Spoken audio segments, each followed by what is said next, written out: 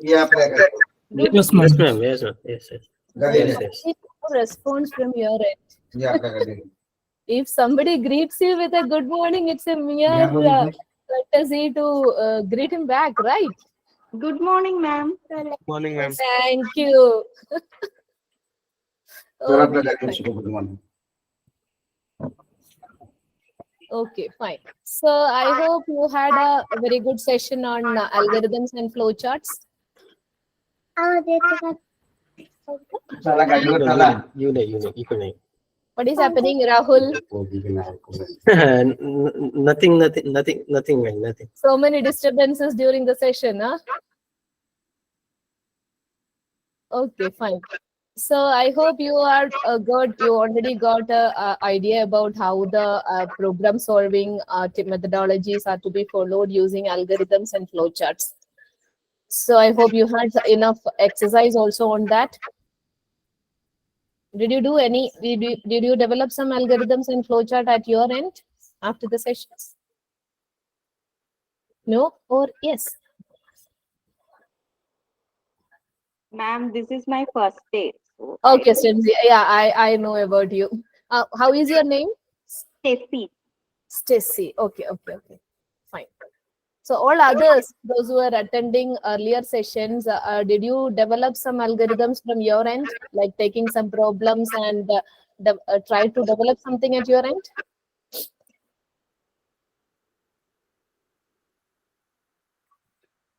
Okay, I'm not giving too much strain for you.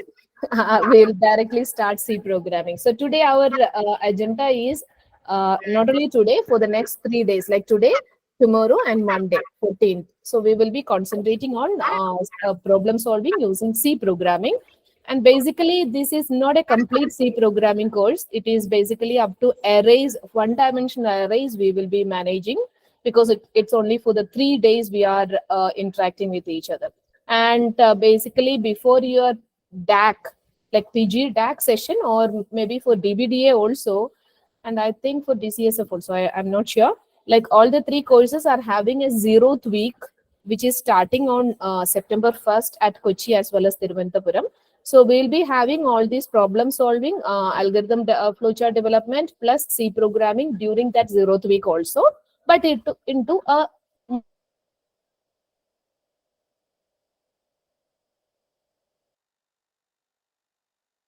only for some few days, and only during those sessions the non-IT people may not be able to cope up with the speed.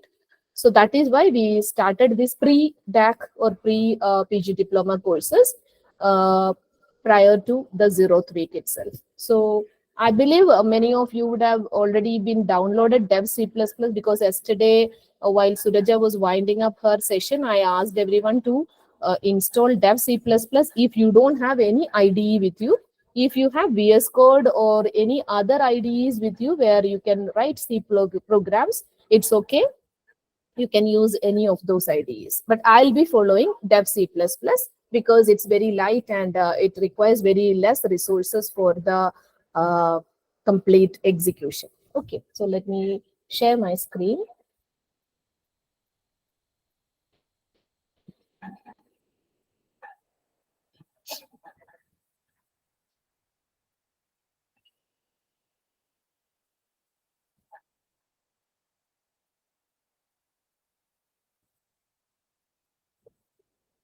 So I believe my screen is visible to all of you.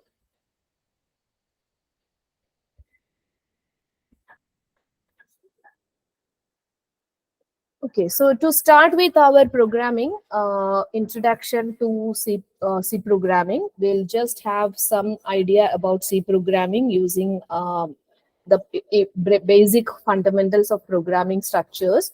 So basically, whenever you start learning about some language, any language, there will be some history behind that. Okay, so basically, don't those who are hating the history, geography type of part of thing also need some, or at least one slide on the history of a particular programming language. So basically, when we talk about C program, this is no, normally you can say C is a very basic language where we have or not we, the people who have developed C program was actually basically very long back. So you can see it was developed by Dennis Ritchie in 1972. Not even any one of you would have born at that time. I was 1 year old at that time. Okay, 1972, I was 1 year old. So here, this C language was being developed, not developed, like it is actually not a development from the scratch. It was having some predecessors for that. We will see that also. So here we can see C language is a general purpose and procedural oriented language. First of all, you see the two terms like general purpose and procedure oriented.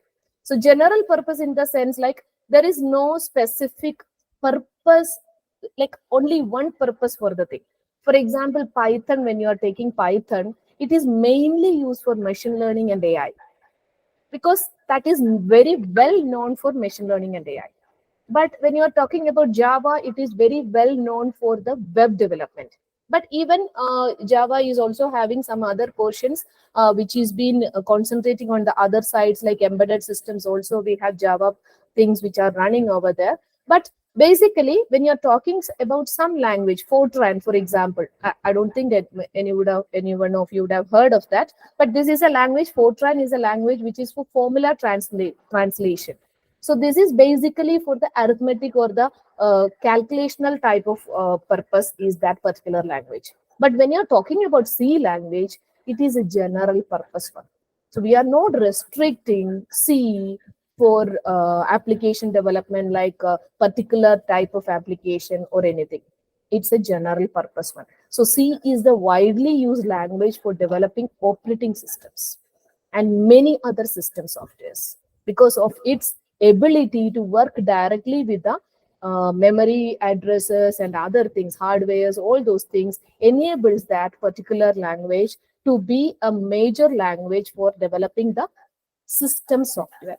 So I hope you remember my first classes where what do you mean by system software and application software, all those things were available. Stacey, you can also refer the YouTube channel where we have uploaded all the day's sessions. Okay, you can see the other sessions over there. So here, C is basically general purpose language. As I told you, there is no specific application. Only for this application you can use C. No, it is a general purpose one. And procedure oriented. So procedure oriented is nothing but it basically depends on your algorithm. So how did you write an algorithm for a particular application? That is what you mean by the process or procedure in which you are solving a particular problem. So basically C is a language which is based on the algorithm part of it, that process, procedure. So when you are learning C++ or Java, you can say instead of this procedure oriented, it will come as object oriented. Okay, so in object oriented also we use algorithms but in a different fashion. So that way when you are learning C++, you will come to know what is object oriented and what is the difference between procedure oriented. Here it is a procedure oriented language and it is developed in 1972 by Dennis Ritchie, and the lab at which it was generated was AT&T Bell Labs. It is actually very well known labs in the case of programming language developments as well as for operating system developments also.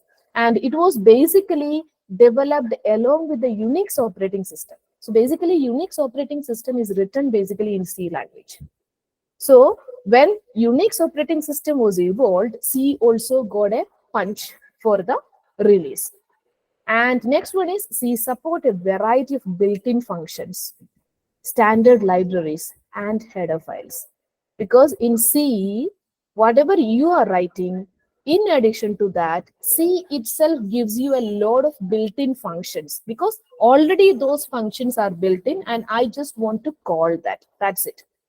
It's something like your Zomato, Swiggy type of services. So you don't have to cook anything. You have to install that application, open that application, make an order from your favorite restaurant, and the service will be provided to you without knowing anything. Just you have to pay for that. But here there is no additional payment also because C language is an open source compiler which you are getting, and you don't have to pay anything for that. So Dev C++ you can download by for free. So here it is actually giving you a variety of built-in functions. So we will see a couple of built-in functions and we will be using some header files also basically for writing C programs. So now, when you talk about C programming, it's not just started in 1972. So in 1972, Dennis Ritchie actually released traditional C. But before that, there were so many other languages which came, where immediate predecessor of C, we can say it is B. So that is why, because of that alphabetical order, this language was given the name as C, because the immediate predecessor of C language was B, and it was being invented by Ken Thompson. So even before that, Algol was there, BCPL was there. So these are the years in which it was invented, and the different persons or different associations or groups which have been behind the release of that language, it was there. So in 1999, C99 was released by a standardization committee, where all the different types of, so here you can see traditional C, K&R C, ANSI C, ANSI ISO C, so many types of C flavors.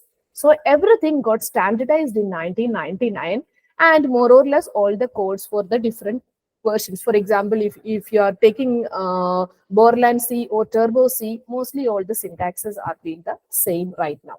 So that is happening with the standardization of the C language. So now we'll see what are all the features of the C language. So very first and immediate or important thing which you have to say is it is very fast. Fast in the sense like your C programs can be executed very fast.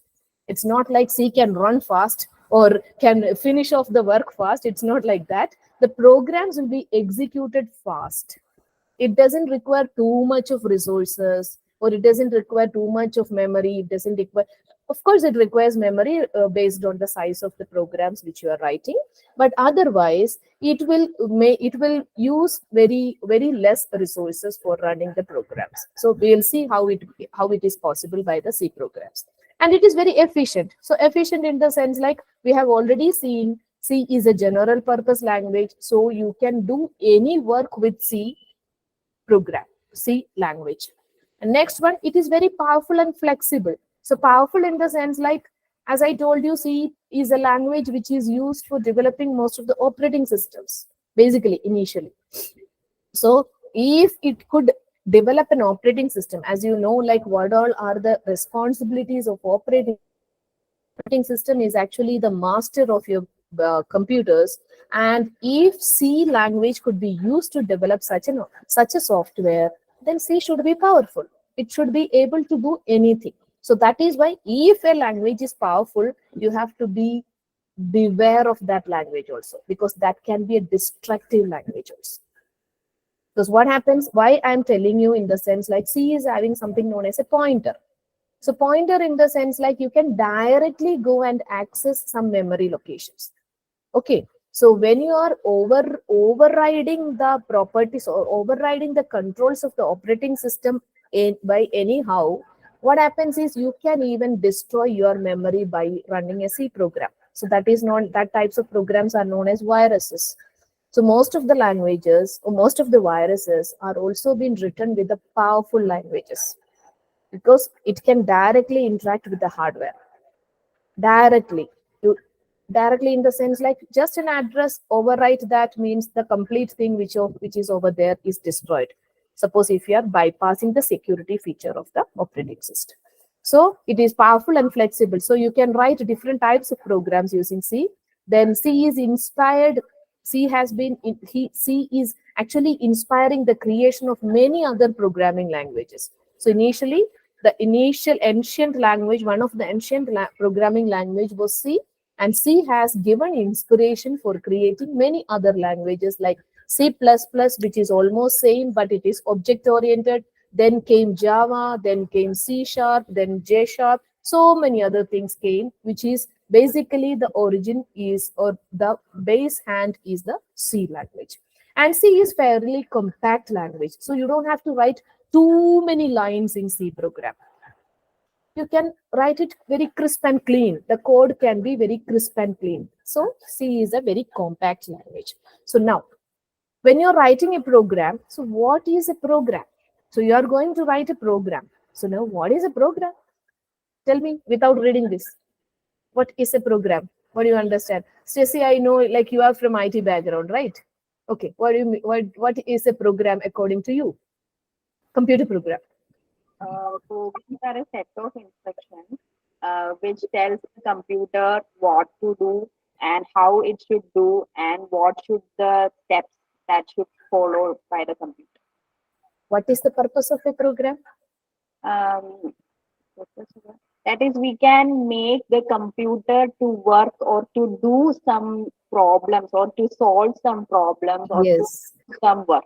Yes, exactly. So computer program is nothing but a set of instructions written to solve a problem by the computer, not by me.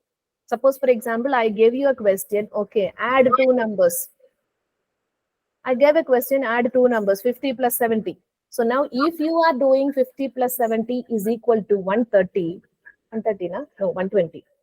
Okay, so if you are calculating like it is 120, so it is a manual solution for that problem. But suppose if you write a program and when the program is executed, you are getting the result, means I am taking the help of a programming language to write a program, and that computer is giving me the solution for my program.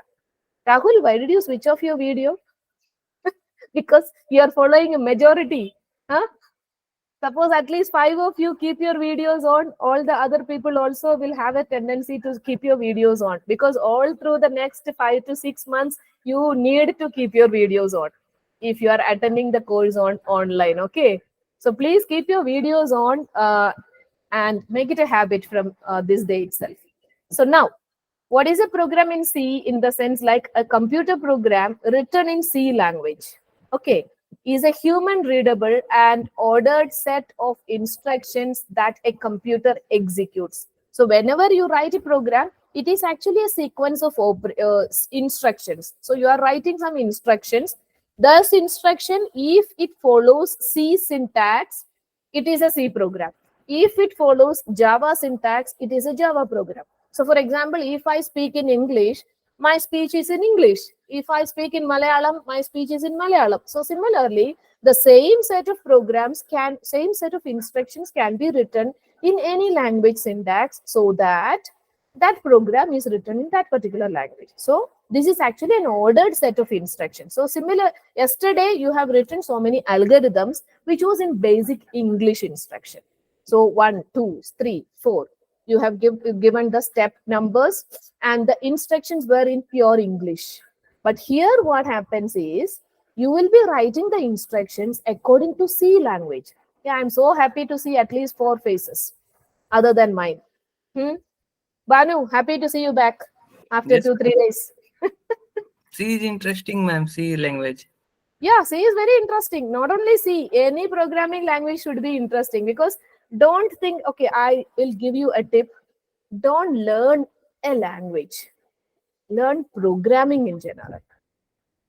Okay, so once you get that idea of how to program, only thing is you need to take the formats of any language. That's it. It's very easy to switch on to any language. Yes, Okay. ma'am. So try to learn how to program, how to develop. Don't stick on to a particular syntax. So now in this course, you are going to learn C initially, then to C++, then to Java, then to what else? .NET. Yeah, then Python. Okay, Python is there only for the DBDA. For DAC, I am saying. So for Okay. DAC, for DAC, it is web technologies, includes a lot of other technologies like JavaScript, Ajax. So many things are there. So if you restrict yourself with the language, it will be very tedious to move on to other languages. So stick on to how the programs are written and adopt different formats. That will be the best best method. So I'm just giving you the tips how I learned during my student time. Okay, so here C is actually a human readable program. So when I could read something, computer need not read that, because computer is a device, electronic device, which works or which knows on or off state only. So this C is a language which is human readable. Because I'm writing the language, I'm writing the program, so I should read that and I should understand that. But machine, if the machine or the computer should execute that, it should be understood by the computer also. So there are some steps coming in when you after the program is been written, what all things you have to do, that also we are going to see. So here it aims to provide a solution to a specific computing problem. So for example, the first question which I'm going to give you is, find the sum of two numbers. So in order to write that, so you already would have or already had the algorithm with you. So only thing is you just translate it into the C language format. That's it. So that specific computer problem, and tell the computer to perform a certain task with a sequence of instruction that need to be followed. So that sequence of instruction already you have in written in English language. Now you have to do, what you have to do is, that sequence of instruction has to be translated or to be converted to a C instruction, so that the C program is being written. Now after writing a C program, you have to do some certain steps to execute that. Now each language has its own rules how to write the program. So every language has its own rules that dictate what you can write and what's considered valid and invalid. So this is known as the language syntax. So now suppose if you excel in how to program, only thing to switch on to another language is to learn the language syntax. That's it. If you have the logic, if you have the problem solving ability, it's very easy to switch between the programming languages. So here, every language. So here what we are going to see is the C programming language syntax. So once you are getting the syntax, all your algorithm statements are to be converted to that particular syntax, and you can write a C program. Very simple. Okay. Next one is, as I told you, C programs are programs readable by human readable. Now, human readable programs may not be understood by the computer. So now how can I make my program understood by the computer? So there should be somebody in between. So I'll just take one word. I think only one Keralite is over here, right? Only one Keralite is over here. So I am asking you, ഞാൻ പറഞ്ഞത് മനസ്സിലായോ? Yeah. Not to you. I am asking other people. ഞാൻ പറഞ്ഞത് മനസ്സിലായോ? Okay, this was in another language, right?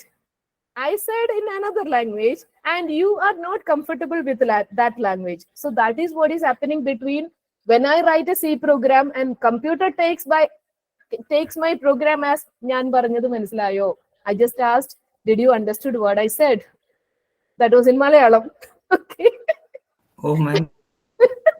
Yeah, Banu. Yeah, I know Kannada, not Malayalam. Okay, but anyway, you couldn't make my words, right? Yes, Huh? yes. Yeah, that is what is happening. So when I write a C program or a Java program or any other language program, computer cannot understand that. Computer can understand only zeros and ones, which is known as what language? Machine Binary language. Yeah, binary, yeah, machine language, machine code. Okay, because machine can understand only machine code. Human can understand human language. Even we have different languages. Like I said Malayalam, you couldn't understand. When you say Marathi, I could understand just bit by bit. Or when you say Hindi, I could understand everything. Okay, so that's it. So similarly, here what happens is there should be somebody who, because now I told you like, okay, what I asked was whether you understood what I said. That was what my Malayalam sentence was. So I translated it into a common language which is understandable by you as well as me. And we are speaking right now in a common platform, in a common language which is understood by you. Otherwise, you may, if I take the complete class in Malayalam, only Stacey will be there. Otherwise, everybody will leave the class. Okay, because nobody will be able to understand even a single word. So here also, there should be somebody required to convert this human understandable or human readable program to the machine understandable program. Okay, so we have already mentioned this compiler, translator, interpreter, all those words in the initial days, like in the while mentioning the system softwares. These are all Yes. coming under the system softwares. Okay, it's not application software.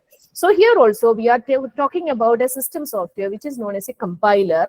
So C language has different compilers. For example, ANSI C has different ANSI C or Turbo C, Borland C, so many other compilers are there. So we are using dev C++ environment where we are using the IDE, so integrated development environment. So we'll come to that later. So before that, we'll just see the programs are written in human readable format and we can understand them, but the computers cannot, because computer understands only a series of zeros and ones, which is known as machine code. So now there should be a converter. So the computers don't directly understand any of the programming languages, and they understand only binary.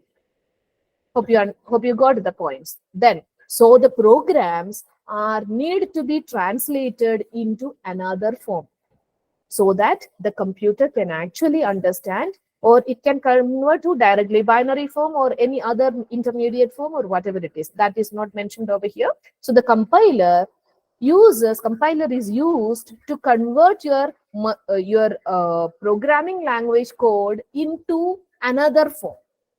So just I'm telling another form. Always you cannot say it is machine code. Okay. So here the programs need to be translated to another form. Then the programs in the high level languages. So high level language is nothing but the machine human readable format or human understandable format. Different levels of languages are there.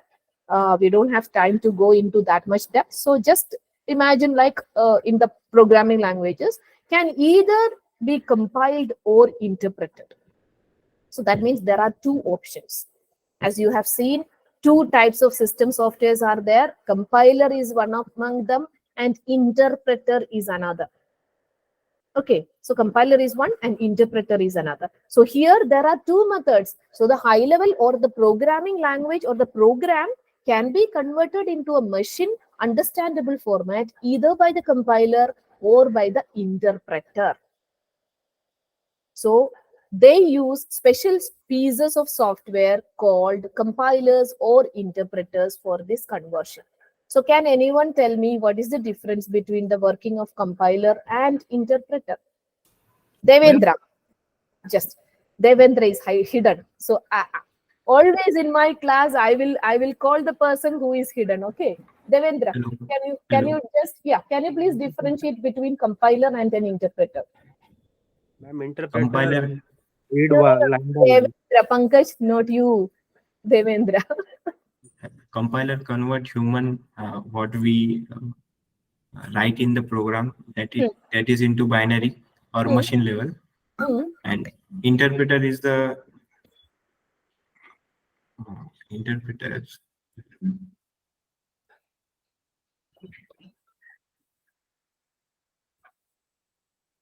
Okay.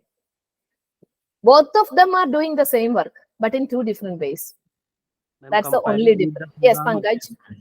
Compiler read the program whole program at a one time, but interpreter read the program line by line. Okay, that is the equation you have learned during your graduation, I believe. No. Pankaj, it's true for the equation, for the definition, it's true. But imagine you have written a program with 100 lines. Can any program read all the 100 lines in a go? No, no. No.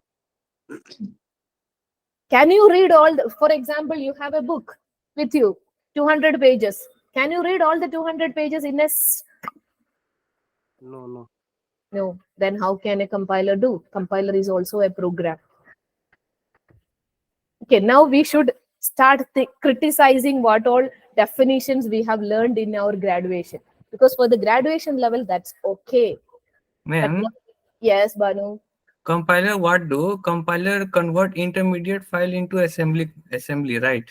No, you cannot say. You cannot say it's an intermediate code or assembly code. You can say it's into a high-level language code into another format, you can say. The Oh, another format depends on what compiler you are using and other things. Because for example, when you are using a Java compiler, it will convert into an intermediate code. But when you are using a C compiler, it is into another type, maybe an exe file or maybe a binary file. So you cannot say every time it's an machine code. Any Okay. other definitions, please? Both of them are doing the same work, but in different ways. Yes, Ma'am, Kanika. Yes, Kanika. ma'am, maybe the compiler will give the output, means one output. But So in the, interpreter will give so many outputs. no, I think interpreter will give the output in every line. I mean, for every line, maybe it will give out. I am not sure. Up Ma'am, to an extent, you are correct. Okay, Kanika, give it a try. yeah, compiler converts each step, the whole program line by line, and then it reports all the errors. Whereas an interpreter executes one line, then if there is an error, it will not go on to the second line. It will report the error, and you will have to resolve it first, and then it will move to the next step. Okay, so when we combine all these things, it will become some more sensible. But each of your contribution is valid, but each of them, if they are stand apart, they are not making too much sense. But we combine everything. Okay, let me give you a scenario. So I just want to give a public speak. Okay, and I don't know English. You don't know Malayalam. I know only Malayalam. So I write my speech in Malayalam in a paper. Imagine. So I have written a one-page full speech in Malayalam in a paper. Now in an audience like yours, I need to convert it into a particular language which is common or commonly understandable by you as well as somebody. Okay. So now what I have to do is, I don't know anyway English, so I will be writing only this particular language. So now what happens is I take somebody's help. Okay, so there are two possibilities. For example, tomorrow is my speech. Today itself, I give this foolscap paper which is written in Malayalam to a person who knows English as well as Malayalam. So he takes the paper, he reads the first line, convert it into English, he writes it on his own paper. Okay, so at the end of his work, he has his own English speech with him, and I have my Malayalam speak with me. Clear? So here there is a translation happening as the complete source speech is given to the translator, and he is reading line by line, converting it into a common understandable format and saving it in his own paper. Okay, this is one type of translation. And what I will do, how to deliver such type of thing is like, in the dais, I will read out my first sentence in Malayalam. This person is having his English speech with him. He will read out his first sentence so that you will understand what is my first sentence.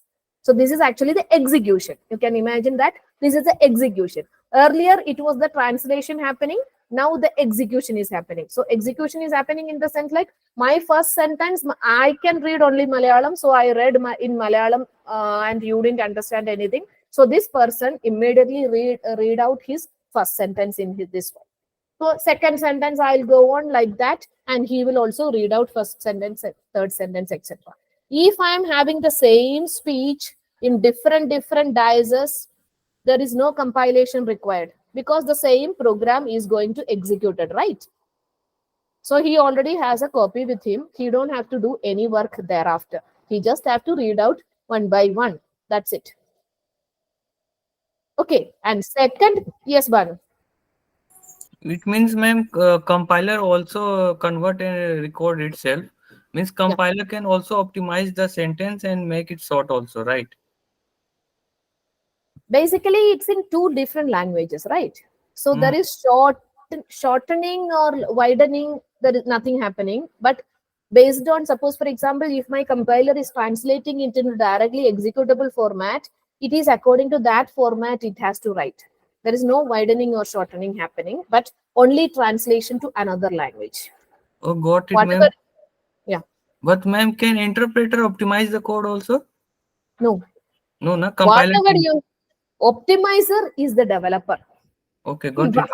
How you write your program with 10 instruction, or with 5 instruction, or with 100 instruction, that there you have to do the optimization. Whatever you are writing, based on that only the conversion happens. So the converter will not have an AI so that they optimize the code. Nothing. Yes, But ma'am, you got it. have to optimize the code. Okay. So now this is one type of translation. The other type of translation is like, on the dais, I am standing, and the person who is translating is also standing beside me. I read out my first sentence in Malayalam. He listens to me. He translates that into English in his mind, and he speak it out. That way also the translation can happen, right? So my second sentence, when I read out my second sentence, again he listens to me, convert it, execute it. So that this is basically the difference between compiler and the translator, interpreter, sorry.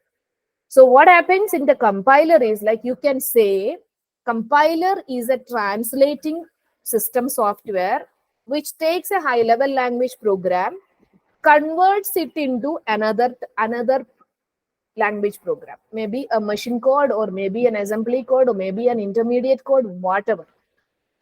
Okay, so it converts it into an object file. So you have to say compiler is a translating system software which takes or which reads the source file which is written in a high level language and converts it into another format and makes an object file. Because there will be 2 files after compiling one program, the source file and the object file. But in an interpreter, there is no object file created. It is translated and executed directly. Clear? So what Kanika told was also correct, because if the compiler faces some errors in the program, it will stop the compilation and the object code will not be created. But interpreter, what happens is, while converting and during the execution only, interpreter finds some error because they don't have the copy with them prior to.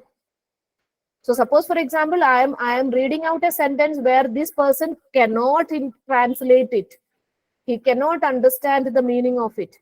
So that what happens is the speech is stuck. Up to whatever is been done is a waste.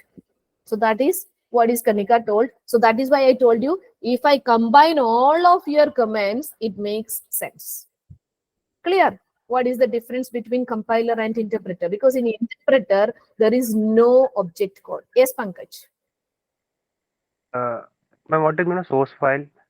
Source file is the file which you write in the programming language, where we are going to write the program in C language. So your C program is the source file. And the compiled file or the object file is the compiled file. So I'll show you. Yeah, I'll show you how they are being created. Okay. So is that clear to all of you? Compiler and interpreter. Yes. So you can either use a compiler or an interpreter for this. So right now we are going to use compiler in Dev C++. So that's it. Now, this is what we have. I didn't move to this because you will read it out and come up with answers. So this is the difference between the compiler and the interpreter. So basically what happens is, as an advantage of compiler, you can say if the source program is not changed, you don't have to compile again and again for execution. Only once you have to compile and you can execute the program many times. But in the case of interpreter, you don't have an object code. So every time the program has to be interpreted and executed. So that is a disadvantage of interpreter. Okay. But it can be, sometimes it can be asked as an like an advantage of interpreter also, because of some other issues. So that you may not understand right now.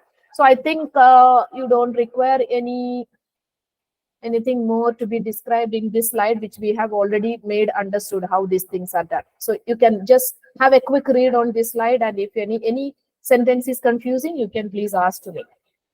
Otherwise, I think it's been described.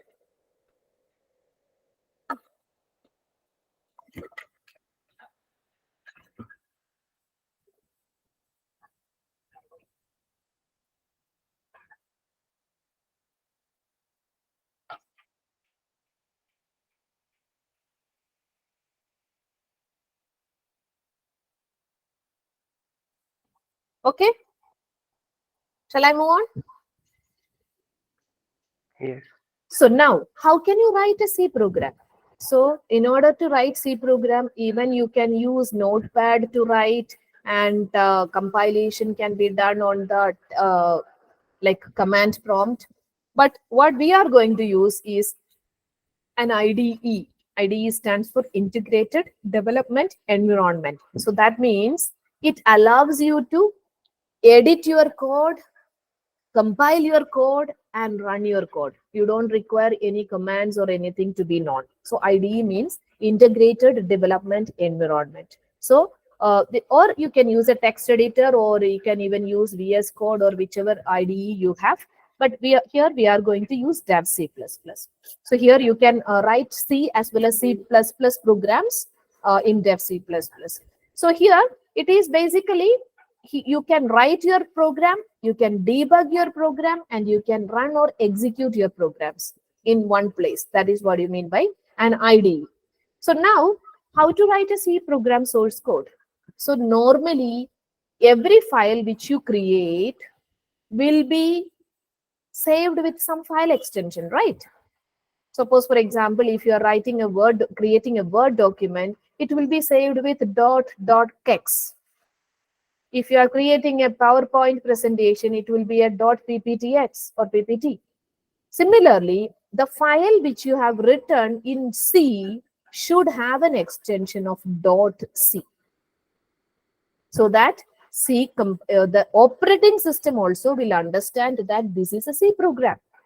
And the compiler will also read only C programs. It cannot read any other type of programs. So here, when you're writing a program, it should be saved as a .c file.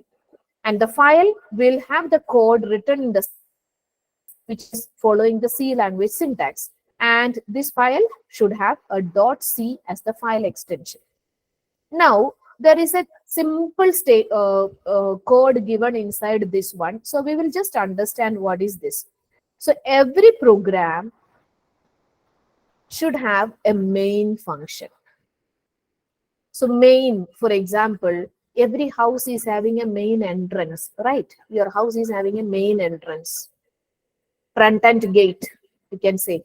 So through which only any person can come into their house. So similarly here, the execution of the program starts from the main. So you have to say main function is the execution entry point. So execution starts with main. So that is why we have written a function called main. So don't worry about this int or void. So we will avoid all those things. So let me open my dev C++. So this is my IDE, dev C++, where I'm going to create a new file. So new source file. I'm just creating a new source file. It gives me some text edit area like this, where I can type in my program.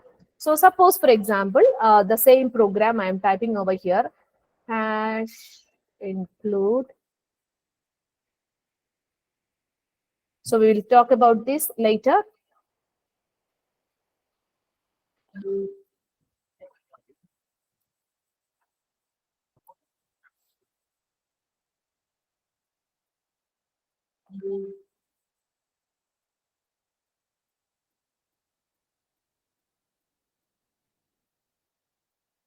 So almost every person start the programming language learning with a welcome message.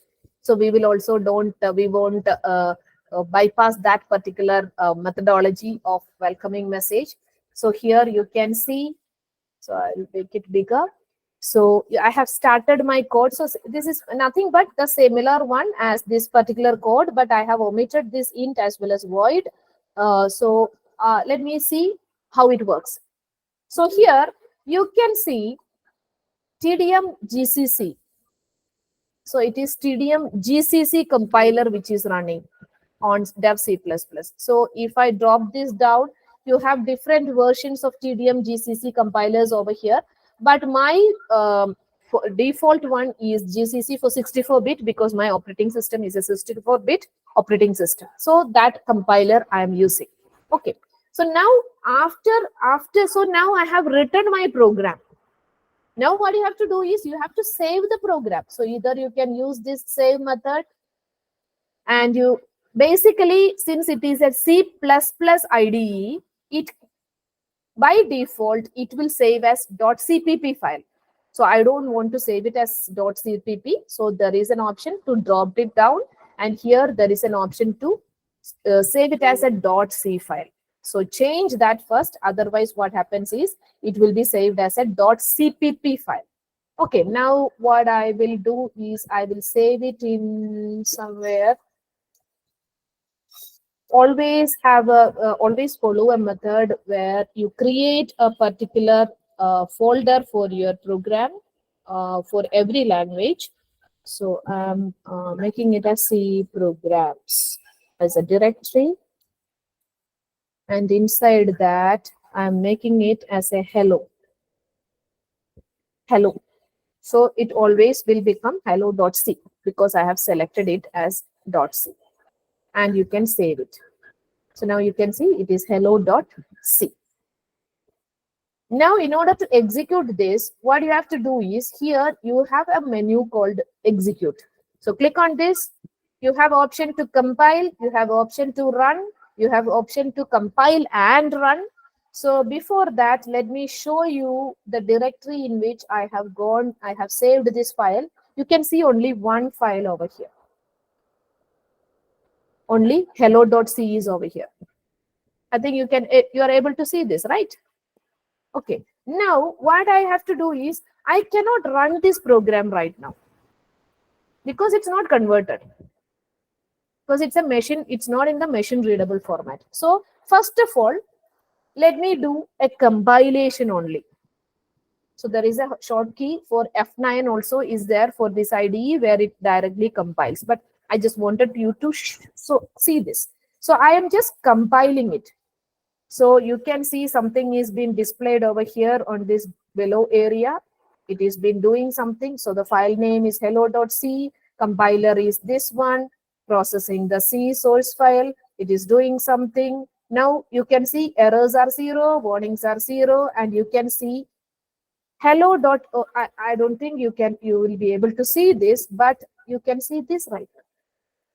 I didn't do anything in my directory, but you can see a hello.c is there and a hello.exe is there because dev C++ makes a exe file, which is in machine code. Okay, now what is happening is when I execute this, so we are doing it in 2 steps. From the next one onwards, I will do directly compile and run. Okay, only for the first code, I am doing this one, compile separately and run separately. Okay, so while compiling, what happens is, as I told you, the compiler reads line by line, writes his own language into another file, saves it. So now the exe file is ready by the compiler. But suppose if this is an interpreter, I don't have a compiling option over there. I can directly go for executing where no object code will be created. Only translation happens while executing the program. So every time when you execute the program, that translation and execution need to happen. But here what happens is, if I don't change this program hereafter, I don't have to compile it at all. Okay, so here I'm going to run this program. So it will be executed in a command prompt, and this was the message which was being printed by my program. Hello and welcome to C program. So this was just an output message which greets you and welcomes you to the C programming world. Okay, we will come to the program statement one by one afterwards, but first of all, you should understand how this program is compiled and how it is executed. Is that clear, all of you? Priyanka?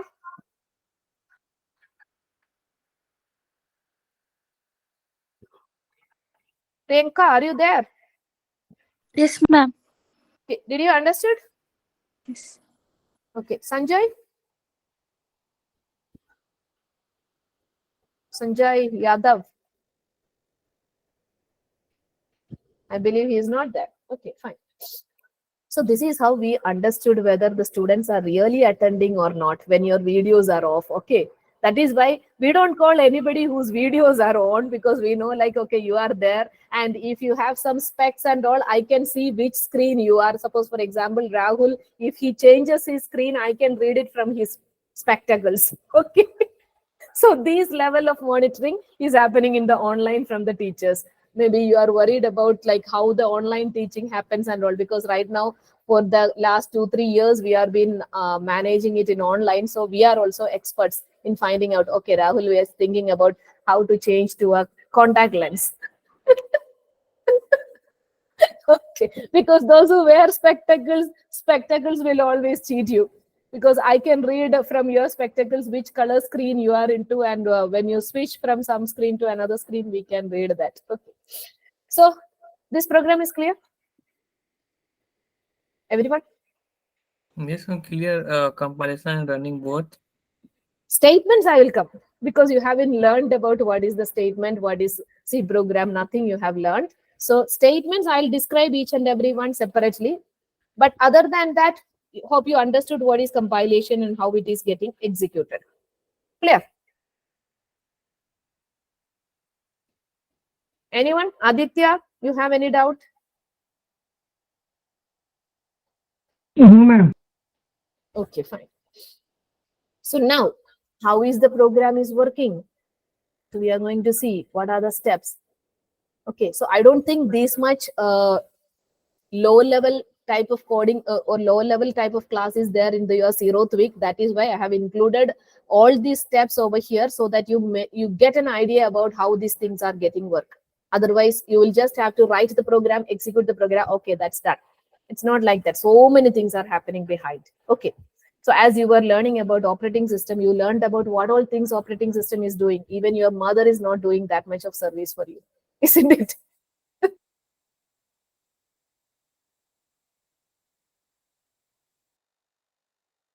Different steps.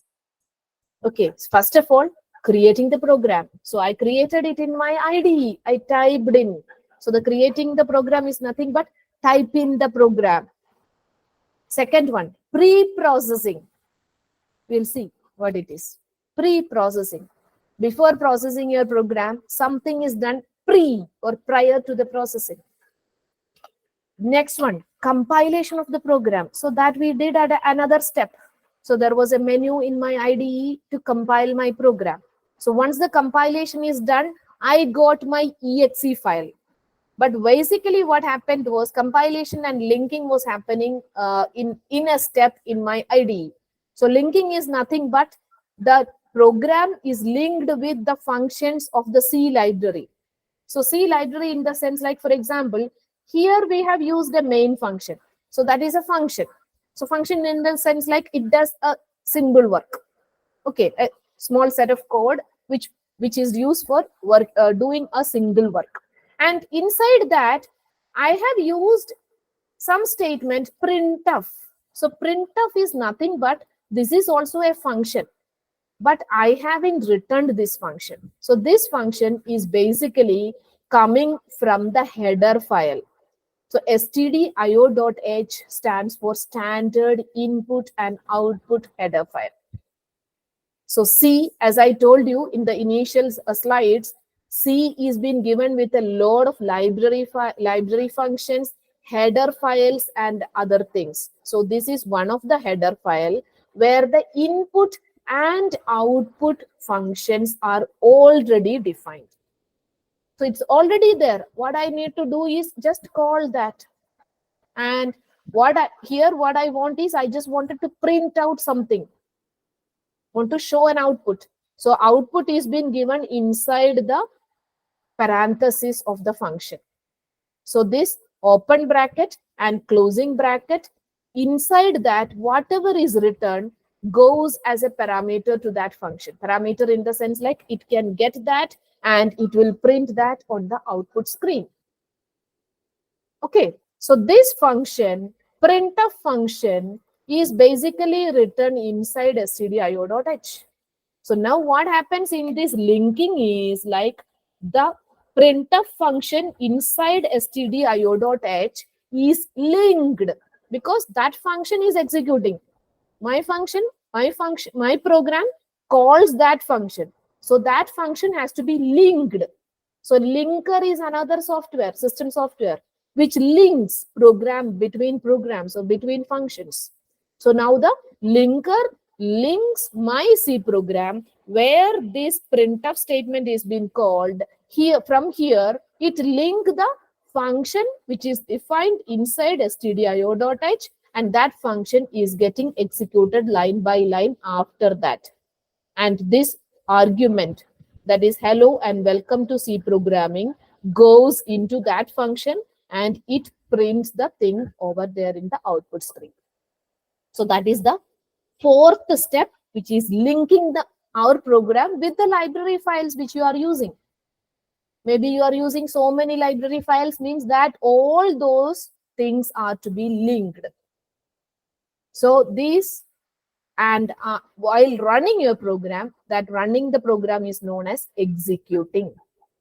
So what we have done is, we have edited the program, we have compiled the program. So the compilation and linking was done in that step itself by this IDE. And then we have run the program or executed the program. So once the compilation and linking was done, the output file or the object file was created. If it was having some error, okay, let me show you. Okay, I will delete this exe file and I make some error over here, because in C language, it's mandatory that every sentence should be terminated with a semicolon. Okay, so here I removed that semicolon purposefully. I save the file again. I am recompiling it. Okay, I'm recompiling it. So immediately you can see expected semicolon before this token. So always remember, C language will give, so it is giving me a line number 5. Error is in line number 5. It is showing me. But when you are getting some errors like this, always remember the error is in the previous statement. Because what happens is, before this line number 5 is coming, it is expecting a semicolon. Okay, right now when you see my directory, there is no exe file created, because compiler cannot create a compiled code or object code because there are some errors. This is known as syntax error. So the syntax error is nothing but the language format errors are identified during the compilation. And if there is a syntax error, it will not create the object file. Now I cannot run this file also because object file is not there. Clear? Okay, now I remove my I will correct my code. I'll save it once again. I compile it once again. Right now everything is okay. Now again that exe file is created. Now I can execute it any number of times. So I'm running it. So the first time it is executed, I am running it again. Second time it's executed. If I want to execute it once again, I can execute. Third time it's executing. Nowhere I want to recompile it because there is no change in the code. Clear? But suppose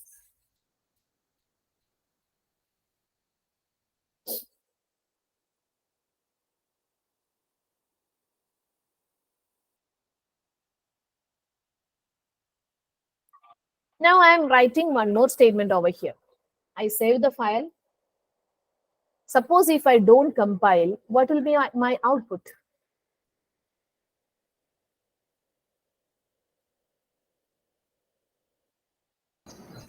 first line.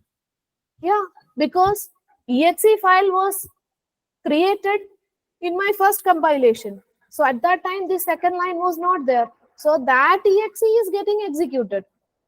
Even if my source code is changed, my object code is not changed. My object code will be changing only if I compile it again. So just execute it and see.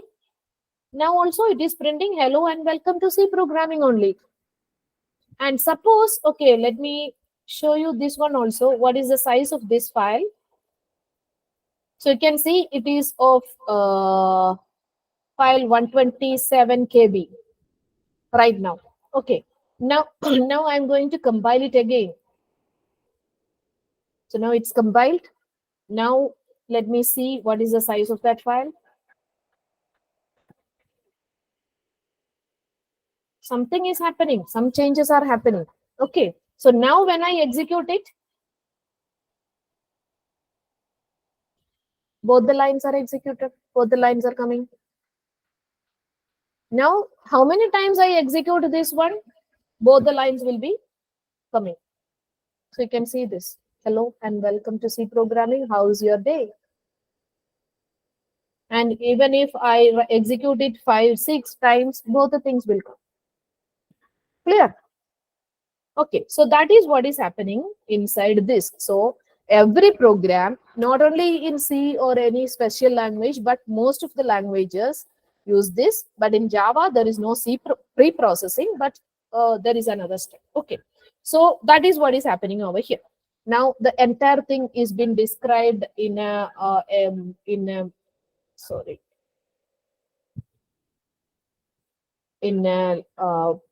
diagram.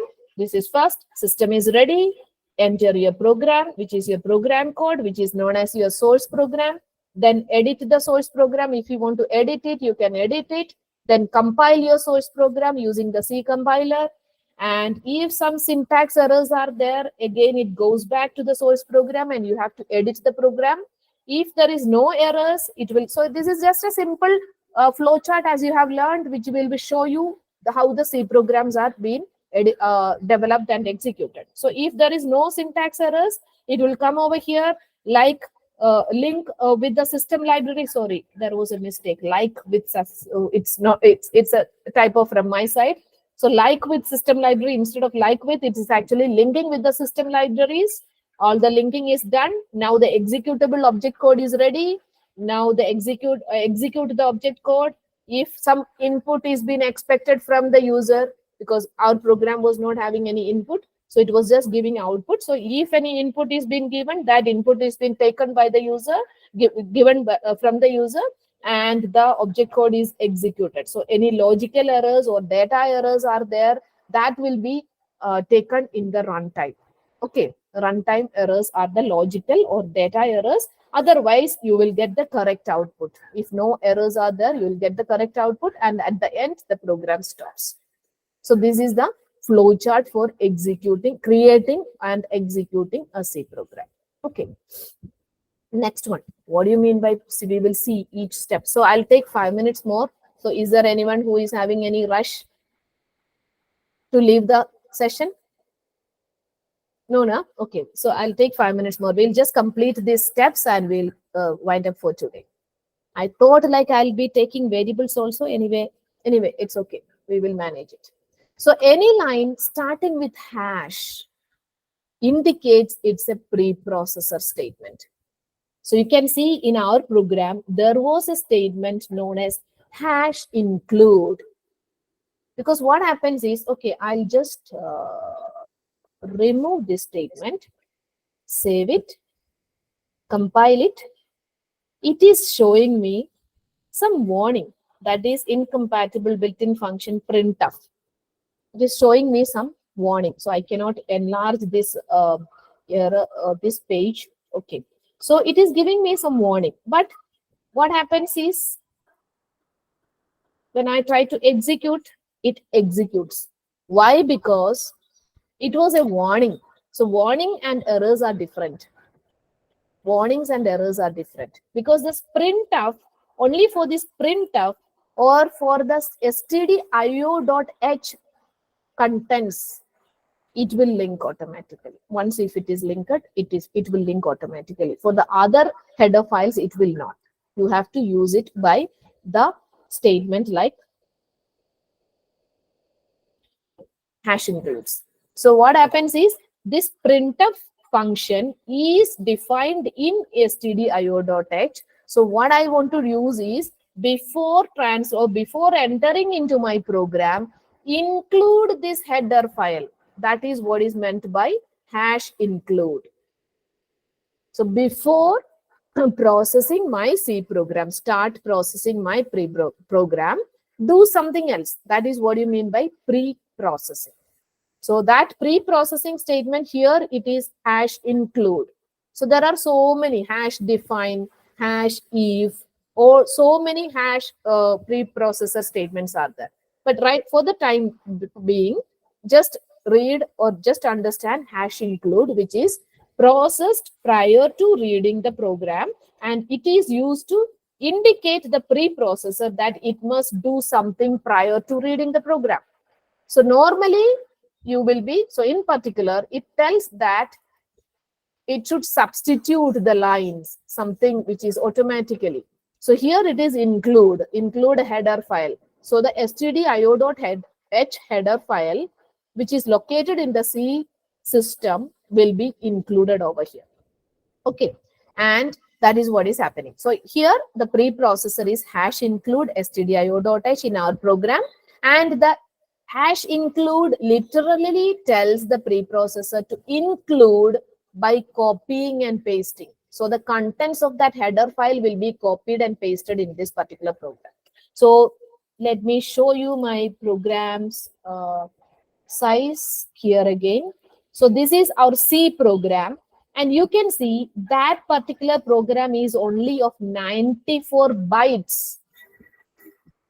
My .c program was only 94 bytes, but our exe program was of 127 kilobytes. How? Because the content of stdio.h file is pasted, is added in my exe file. Clear? Hope it is clear.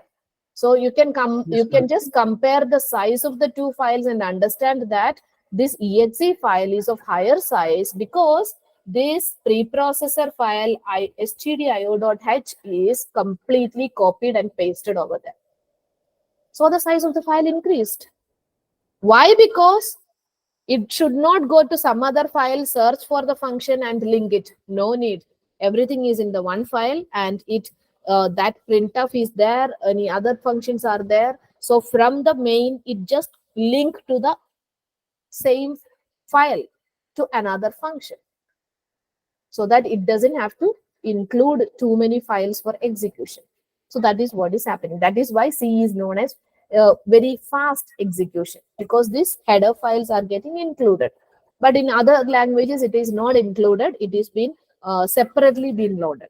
Okay. So now here you can see this header file is included. And here for the example, the printf function is defined as a printf function inside the stdio.h header file. So the same steps happen to other header files also when you are using any of the other header files. For example, math functions. If you want to use some mathematical functions like exponent or square root or sine or cos, you may have to include math.h. So for the mathematical function, there is another special header file known as math.h. So that need to be included. Okay.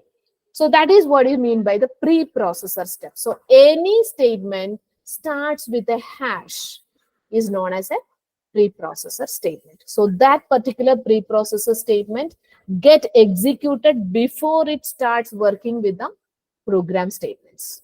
Okay. Next step is your compilation. So compiling the program. So preprocessor happens before the compilation. Even if we call compilation, the preprocessor happens before that.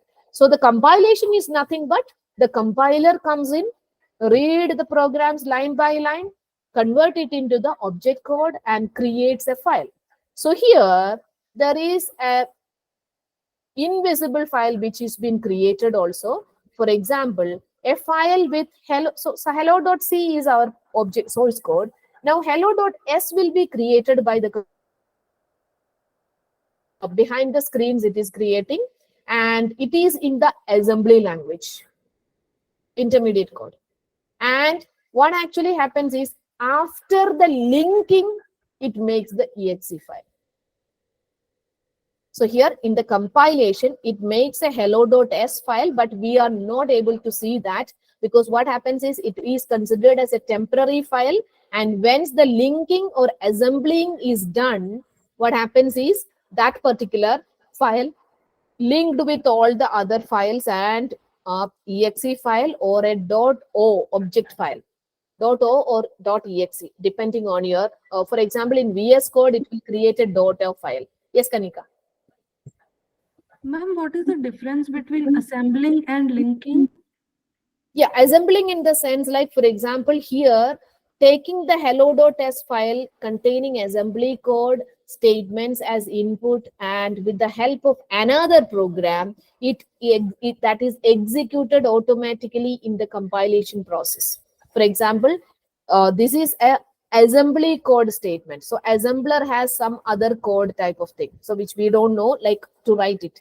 So the C program is translated into an intermediate code known as assembly code first.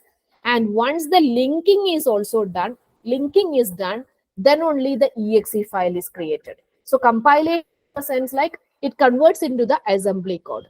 And in the assembling the thing, what happens is the .s file. So in compiling, the .s file is created for a temporary time. And in assembling time, the assembly code is converted to the machine code. Clear? Okay. It is done in 2 steps. It is done in 2 steps, not in a single step. It is done in 2 steps, but what we are seeing is only the .o file or the .exe file. So when you are using, I think in VS Code, it creates .o file, I believe. In GCC, in Linux, it creates a .o file, and we have to give it as a.out for executing the file.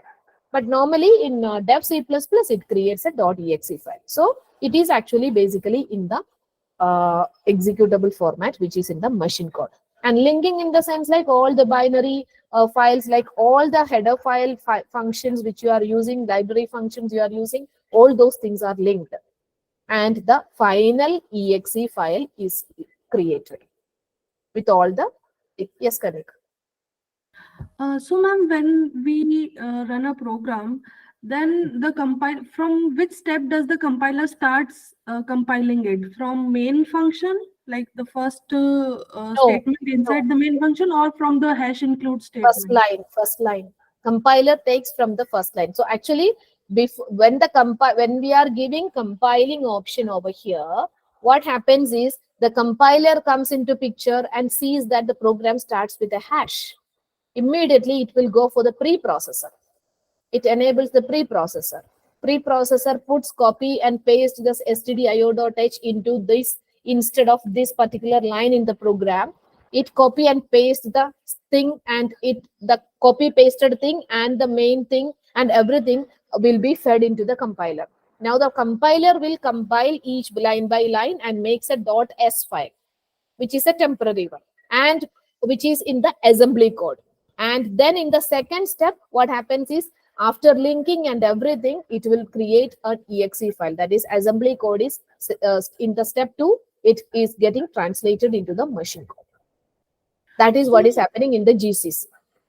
Okay, ma'am. Then can we write hash include stdio.h statement after the main function? Or in that case, we'll try. These types of questions are very much encouraged because we have to see every possibility, right?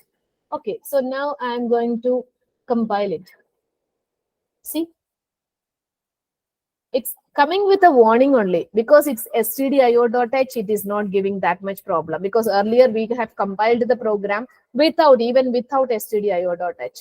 But for the other header files, it will not work because the hash functions can be anywhere, because hash define, hash if, hash, so many other hash like preprocessor statements are there, which need not be in the first line. It can be written anywhere. But here what happens is the preprocessor will work only after the compiler, because it is not seeing this one as the first line. If it is seeing as the first line, then only it will copy paste everything in the top. Okay. Okay, ma'am. I thought that it doesn't matter wherever you write it, the compiler Doesn't will matter. first find Really? out where is the hash statement. It No. will. I thought it like that. No, it's not like that. So I'll tell you why we used to do that. Okay, let me take a paint and we'll show it to you, because that is basically depending on the operating system concepts also. Let me come up with that. So I hope you remember my session on memory management. Okay, so in memory management, what happens is your program, suppose your program is being loaded over here. So this is our hello.exe, because hello.exe is been executed, right? So in hello.exe, what happens is, as the statements are there, so suppose if this particular thing was on the top, the content of stdio.h would have come in the top. But right now what happens is the content of stdio.h is copy and pasted under my main program, isn't it? Yes, ma'am. So earlier it was on the top. That is, for example, I don't know whether you know something known as paging memory management, paged memory management. So the No. program is divided into pages based on the size of the file. For example, my program was something like this.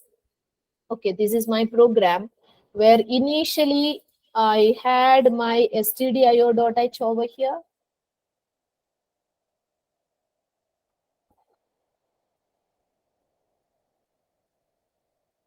So the stdio.h is copied over here. Okay. And my main program was over here. Now what happens is, suppose this particular one is divided into pages. Suppose, for example, this is, oh, sorry. This is one page, this is another page. Okay. Now what happens is, for running a program, only the first page gets loaded. So now if my stdio.h is in the top side and the first page gets loaded with the main execution, it's all okay, because the header file is already there in the memory. But what happens if stdio.h comes in the bottom?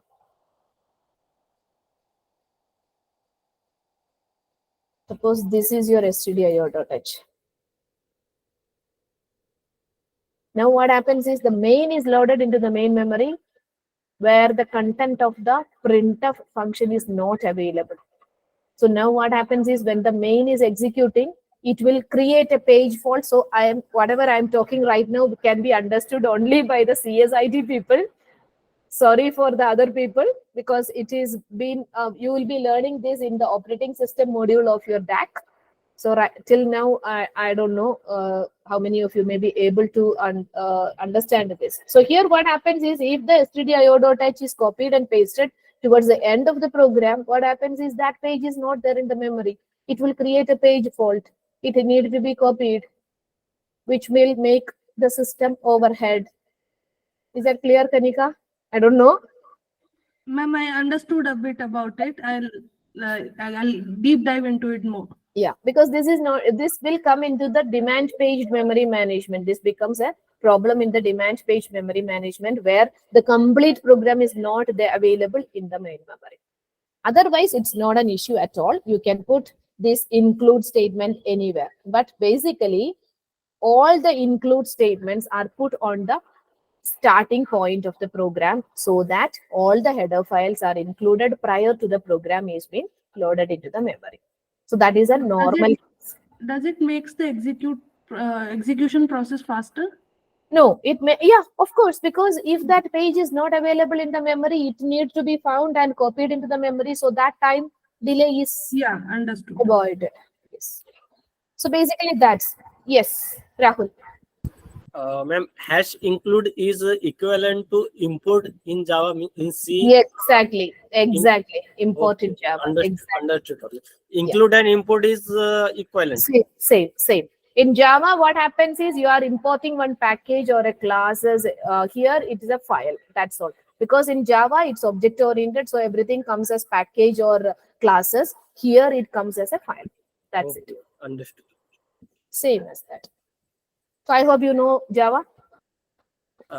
Yes, ma'am. Actually, I did my full stack development Java course in 6 months. It is online during Okay. the job, but just give two interview and I am not cracked this. Okay. So I decided to I switched my job and now I am doing full programming. It's now PGDAC.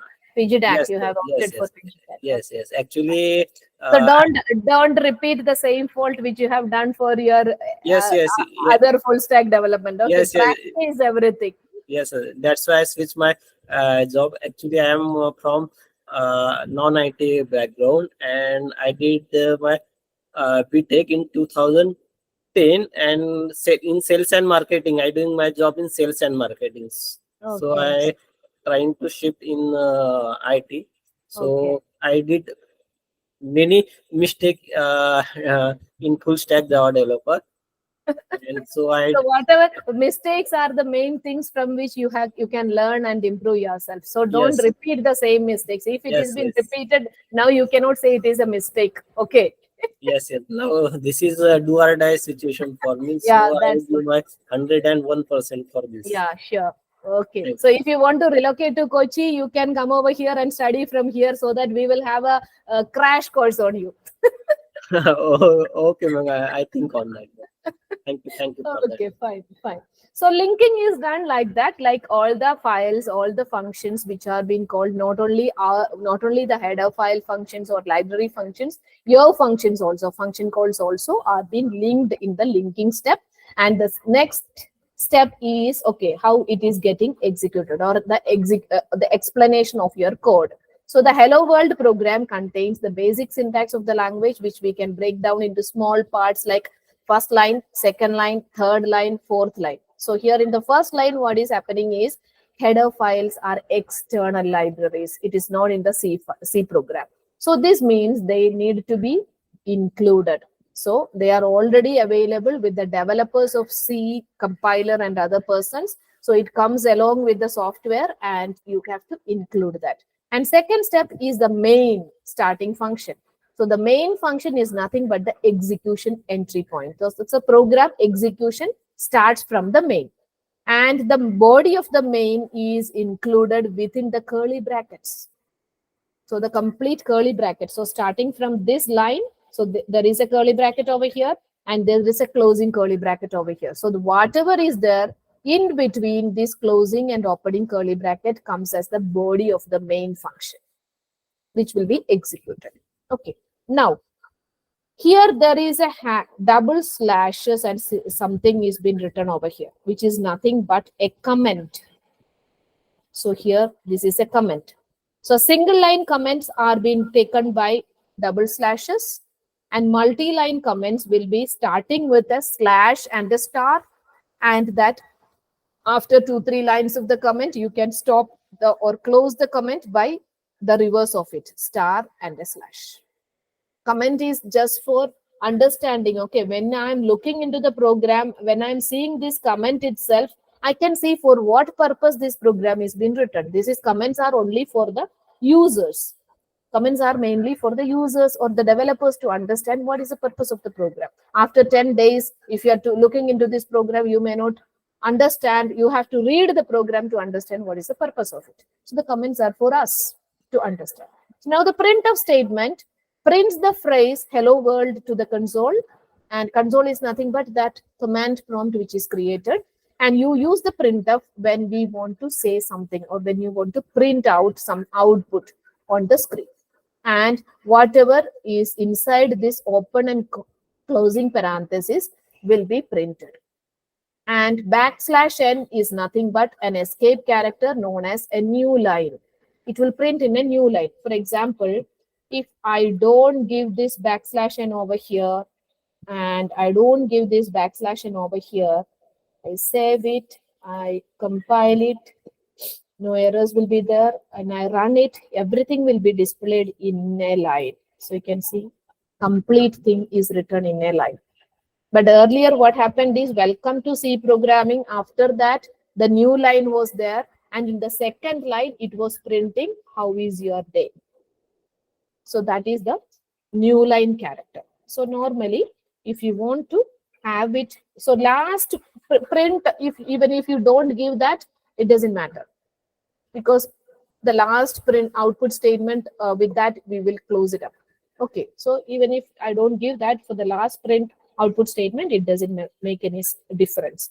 So this is actually our problems. So now we'll start with variables in C tomorrow, and this file, is that okay? Okay, then. So we'll see you tomorrow, same time. Okay, now half an hour in addition I took. Sorry for that. Okay then.